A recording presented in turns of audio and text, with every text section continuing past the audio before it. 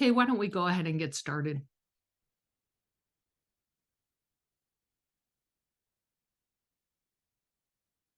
So welcome everybody. This is Ask the Grant Writing Experts. I'm Dr. Meg Bouvier. You know me as the creator of your library of NIH grantsmanship courses. I have over 35 years of experience at NIH as an applicant, an intramural researcher, a staff writer for Francis Collins, and now as a full-time NIH grant mentor since 2007. I've helped clients land over $500 million in federal funding. I'm here to answer your NIH grant writing questions, so grab a cup of coffee and let's get started. So I see that people are still logging in. Just a reminder for people, you are in listen-only mode. So if you look at your toolbar, you'll see a Q&A box. You can put questions in there at any time. There's also a chat box if you want to use that to add to any discussion or conversation that we're having. Feel free to do that. And if you're watching this as a recording, please know that everything I'm saying today is true to the best of my knowledge as of September 6, 2023. But always check NIH to make sure that whatever I'm saying is accurate still. So in terms of what you should be looking at in the library right now, I would imagine that if people are targeting an October submission deadline, you're probably going to want to watch courses like Checklist to Avoid Top Mistakes. Maybe if you're applying in the R series, you're looking at part 4 of Master the R series, which is the final part where we get into the depth of writing the approach section. Those would probably be the top 2 ones that you would be looking at right now. And hopefully at this point, whatever you're submitting is fully drafted and you are in the edit stages where you're sending it to your trusted colleagues and mentors and team members. Okay, so today we are going to have kind of a little mini tutorial, and I am going to share my screen.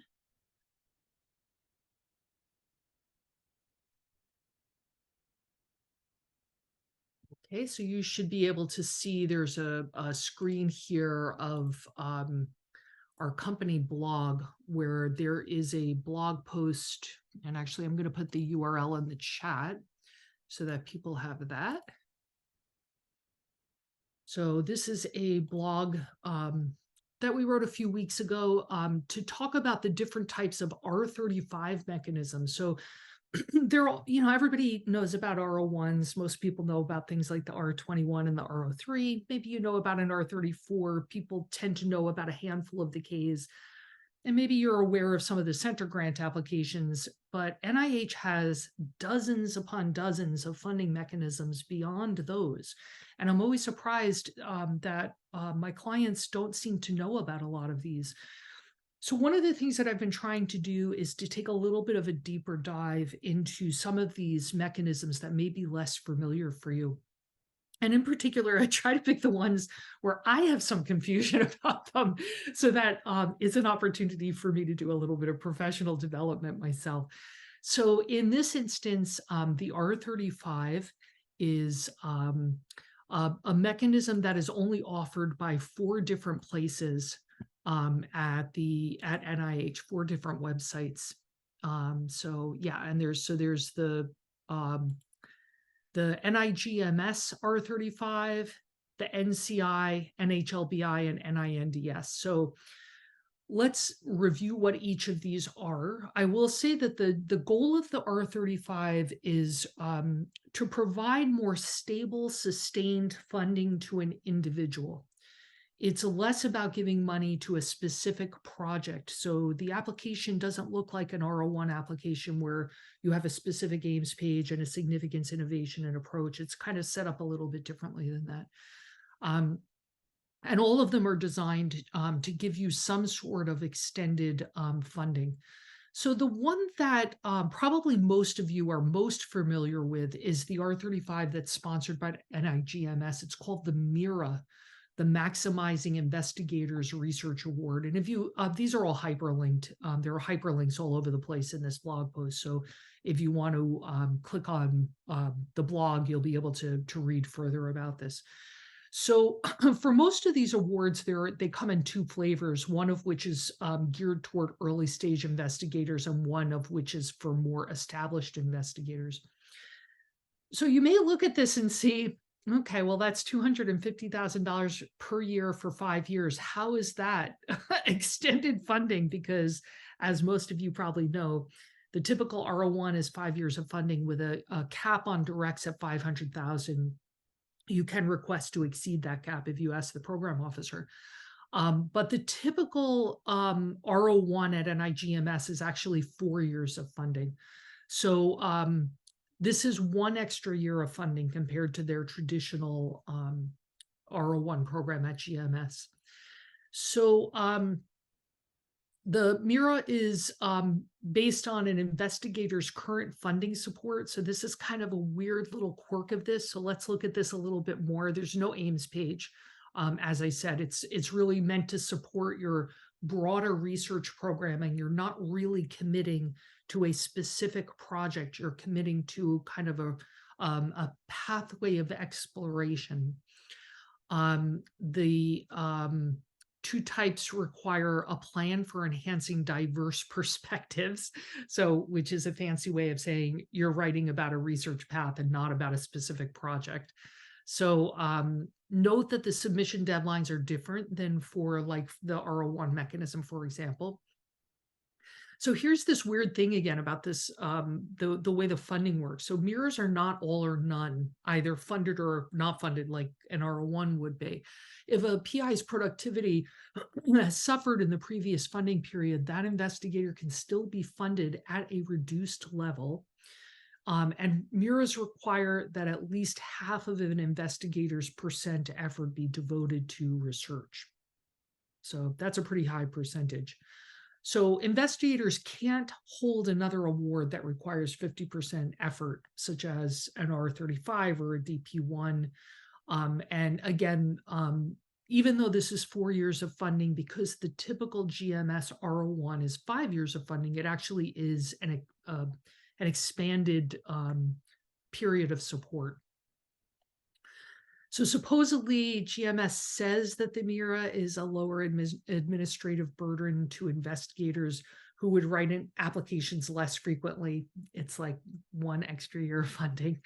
And to reviewers who would review applications less frequently. And the success rates were fairly high for ESIs. So this is the success rate here.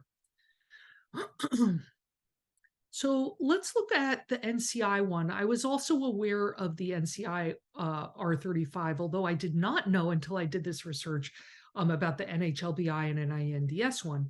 So these really are, all three institutes sponsor some form of an R35 that gives you 7 years of funding. So that's really pretty juicy compared to the typical 4 to 5 years on an R01. And the budgets are higher. So on the NCI one, it's 600,000. On the NHLBI one, it is 700,000. And on the NINDS one, it's 750,000 directs per year over 7 years. That's pretty juicy for people who are looking to launch their research career. So NCI's program and also NHLBI's program is called the Outstanding Investigator Award, or OIA. So if you see that acronym, that's what that stands for. And it's made to any level investigator at NCI who has at least 5 years of outstanding research productivity. That's kind of a vague phrase, so make of that what you will. We've already talked about the funding levels. And the OIA will consolidate all of an investigator's single PI NCI grants into one award with a 7-year project period. So it replaces the current NCI funding on individual PI grants to meet the 50% time and effort of the OIA. And again, the deadlines vary. So for the NHLBI, it's somewhat similar, but unlike NCI and more like GMS, there's an OIA and an emerging investigator award. This is the one that has to do with ESIs. So for both of these, you have to have at least 2 NHLBI R01 or equivalent awards. The difference being, again, that this one of those would have been landed as an ESI for this to be eligible. And there's a link to their Q&A page, because all of these have like little quirks. Each one of these programs have little quirks. So, and then the NINDS one is called a Research Program Award. And again, that it gives the juiciest level of support at 750 directs per year over 7 years. And for this one, you have to have had at least one NINDS R level or a DP 1 or 2 in the last 5 years. So again, just to recap, the R35 is only offered by 4 institutes. You have to propose something, obviously, to that institute that's consistent with their mission. And it's meant to give you some sort of extended period in which to establish your research.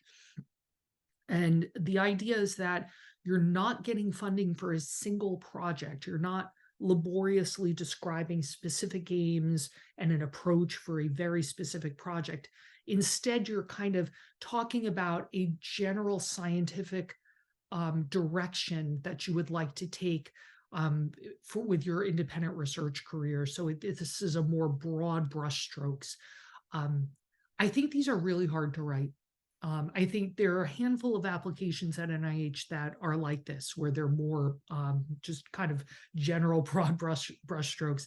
And in my experience, what gets funded is highly variable and probably pretty strongly dependent on who the reviewers happen to be at that time. So, you know, if you're kind of early in your career and you feel like this might be a good mechanism for you to apply, have a conversation with the program officer of both this mechanism, the R35, and the one that you wouldn't be applying for if you went for this, which might be the R01. And sometimes you can apply for both. The rules around that are a little murky to me. But I would encourage you to have a conversation with the program officers from both mechanisms, the R35 at that institute and the R01 mechanism, and talk about the pros and cons of each and the timing and the relative merits of doing one versus the other. Obviously, the nice thing is that you can take your research in the direction that naturally unfolds. That's a big advantage.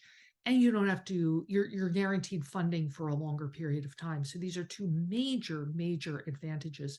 One disadvantage is that, you know, it takes time to get an answer on this application and they're competitive. So you may want to consider applying for an R01. Do these R35s get reviewed by a special study section? You know, I don't know the answer to that. And actually, what I'm going to do is come up to the GMS one and click on this. And there is no letter of intent. So my guess is that it goes to a standing study section, but I don't know if that means sometimes when they go to a standing study section, they're reviewed all at once in a separate group. So let me see if I could quickly find the review information.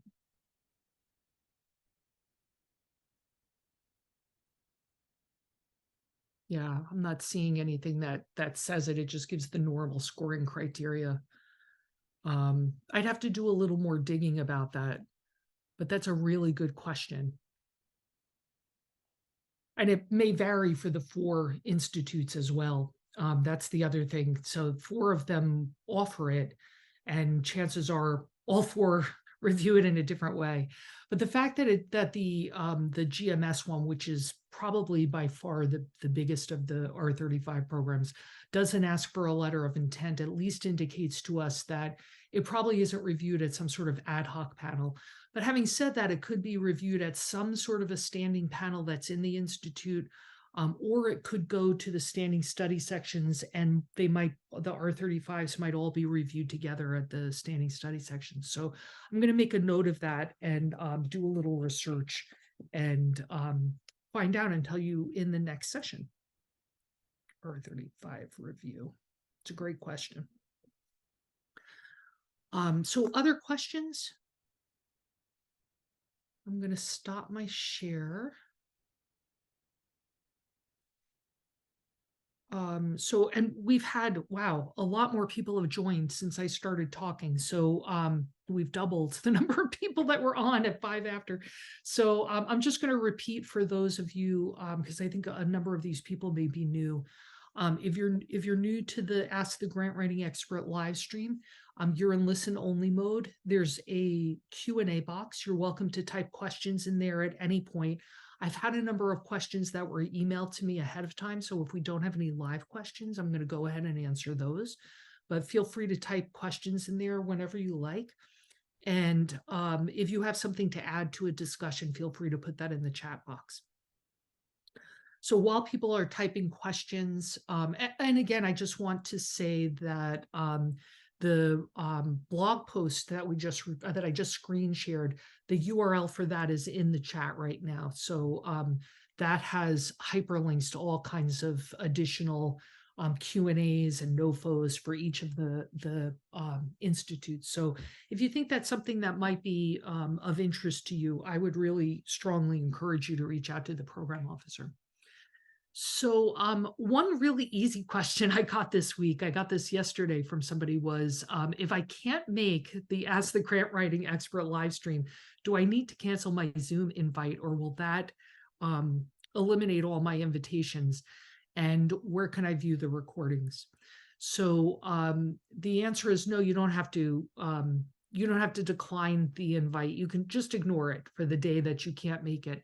And we post recordings of all of these Ask the Grant Writing Expert sessions on our YouTube channel. So, and I'm going to just actually, if my tech person could put that information in there, Riley, if you have the link to the YouTube channel, if you could put that in the chat, that would be great. And if not, I'll grab it. It usually takes us, like, I don't know, maybe 2 weeks or something to upload the videos. And part of the reason is that we timestamp the mini tutorials and the questions, so that if you go in there and you want to look at a recording, you don't necessarily have to watch the whole thing. You can actually go in and look at all the questions and just zip to the one that is most relevant for you. Okay, and a couple of more questions coming in to our Q&A. Can you please share the link for the DP1 info? I joined at the end of it. And this other person is saying, can you share their link one more time? So for the person who's asking about the link to the blog post about the R35 mechanism, that's in the chat. And for people who are looking for the link to the DP1, I'm just going to grab that quickly. So this is there. So if people are wondering what the DP1 is, because that's actually not what our mini tutorial was on, it was on the R35. The DP1 is one of the 4 high-risk, high-reward mechanisms that are funded out of the Office of the Director. It's the NIH Director's Pioneer Award Program. And so for the person who is interested in information about that, I'm just going to drop that in the chat as well. So if you're looking for the blog post for the R35 information, that's up at the top there. So bouviergrant.com, spotlight on NIH R35 mechanism. If you're looking for information about the DP1, that's the more recent URL in the chat. That's RFA RM 23004. So, and getting back to the other question of posting these videos, they're in our YouTube channel, which is also in the chat. Okay. So let me go back to the question I was emailed yesterday. So this is somebody saying, I've been branching out and studying a new patient population. In this case, it's an MS patient population, and have preliminary data in this population from a small feasibility study. I was planning to submit an R01 to propose a well-powered phase 1 study with a refined methodology based on what we learned from the feasibility study. When I talked to my PO about this, she didn't think that my preliminary data were sufficient to warrant an R01 and suggested instead that I submit an R03 and get more/better preliminary data first. Am I obligated to take my PO's advice and hold off on an R01 until I get more data? She suggested that mechanistic data would be important for the R01, and I don't have compelling results in that realm. You're not obliged to take anybody's advice. You know, your name is the one that goes on the application. So I always remind even my clients of that. You know, like, I have lots of opinions about applications. That doesn't mean that 100% of the time I'm correct. And the same thing may go for your program officer. Having said that, both I and your program officer probably have a lot more experience in this realm than you do. So I would say that when you're proposing a clinical trial on an R01, and I assume for this person it's a first R01, you probably want to do single site, some sort of simple design, like an observational kind of design or something like that. And you want to make sure that you've nailed down the preliminary data. I actually disagree with a different part of what your program officer said. So your PO said, why don't you submit an R03 to get more/better preliminary data first? And in my opinion, and the R03, first of all, you have to make sure your institute sponsors an R03. And then it's a small award. It's usually 2 years, 200,000 cap on directs. You can't usually, you're not allowed to fund a trial on an R03. And even if you are allowed on a given mechanism to fund a trial, good luck doing it on 200,000 a year. I mean, over 2 years.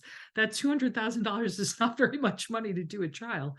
So in my opinion, what I would suggest you do is write a 3-year R34. That seems like the most obvious solution to this. And I'm curious about why this program officer suggested the R03. And actually, I'm just going to do a quick scan and see if this person is in attendance so that I can ask her a few more questions. But yeah, she is here. Okay, so Susan, which institute is this? Because I'm really curious about why this person would not have suggested NINDS. Okay, so I'm pretty sure that they participate in an R34. I'm just going to look really quickly. NINDS R34, because not all of them do.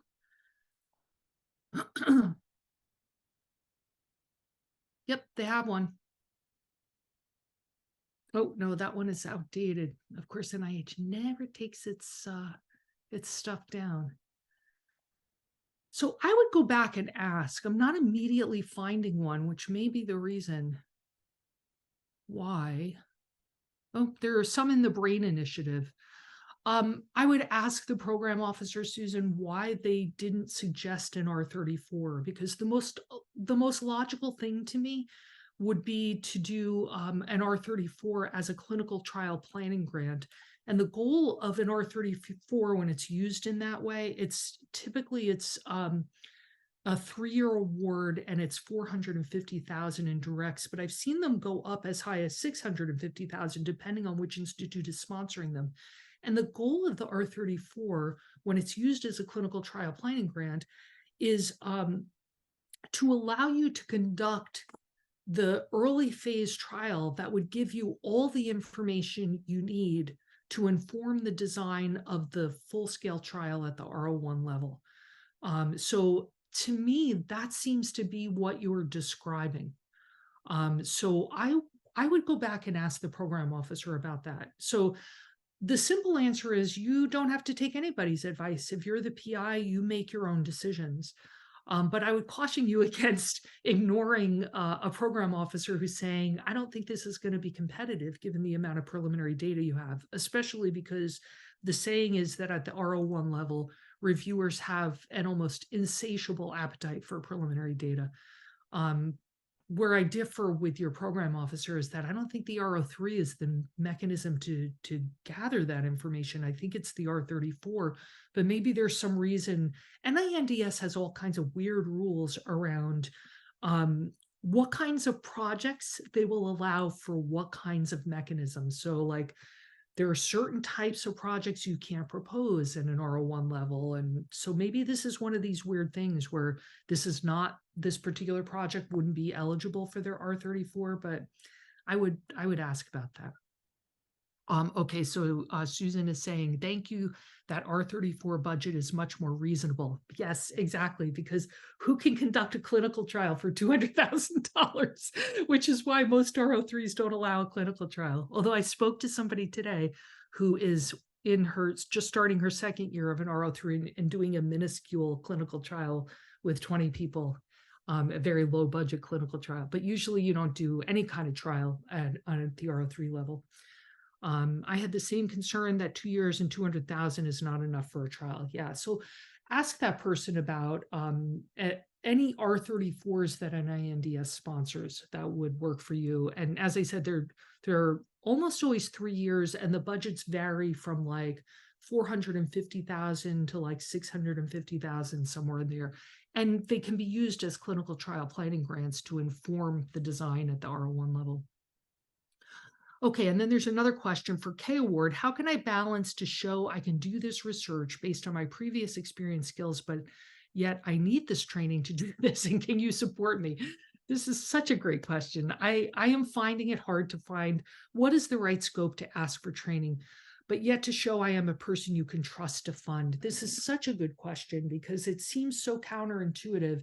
If you're applying for a mentored K, you already have to have a first author paper with your mentor in the field in which you're proposing, which seems really counterintuitive because the whole point of the K is to say, I need this training. I don't have this training yet. And yet they won't allow you to do it unless you already have a first author publication. So here's what I usually recommend when people are applying for this kind of a mentored K. What you want to do is, I think it makes sense to begin with the second section of the 3 sections in the candidate background where you talk about your career goals and objectives. Because in that section, what you want to do is very briefly say, this is my vision for my independent research career. And you kind of spell it out in several sentences. This is what I want it to look like. That's the vision I have for my independent research career. And then you want to say, here's the training I already have that fits that vision. And you kind of spell that out in several sentences.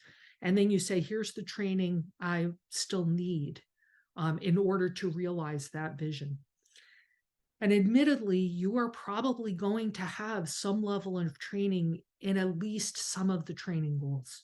You're not going to be coming in at ground zero, at least for some of the training goals. So it is a really difficult balance to strike. And in fact, what winds up happening is often people don't get funded on their first case submission. And by the time it comes time a year later to put in the resubmission, they're like, I've already kind of worked with my mentor and learned this stuff, and I'm just going to go into the R series and apply for a 2-year R, like an R21, and just take my chances, particularly if their ESI status is running out soon. So anyway, that's my thought on that. I feel your pain. This is really, it isn't easy to strike that balance. You know, you have to kind of focus on the types of training you're asking for, and make a case for the fact that in order to be a thought leader in the field, even though you have some level of training, you really need a fuller understanding of a given topic in order to become a thought leader in the field. That's kind of the language you're going to have to try to come up with for that. So I hope that's helpful. We are out of time. I have other questions that have been asked of me because I'm doing a lot of meetings with applicants right now. So I have a whole list of K questions. I've been working with a lot of K applicants at the moment. So, but do feel free to email us questions, info@bouviergrant.com. And I'm happy to answer them here. And as always, best of luck with your NIH grant writing and have a great day, everybody. Take care now. Bye-bye.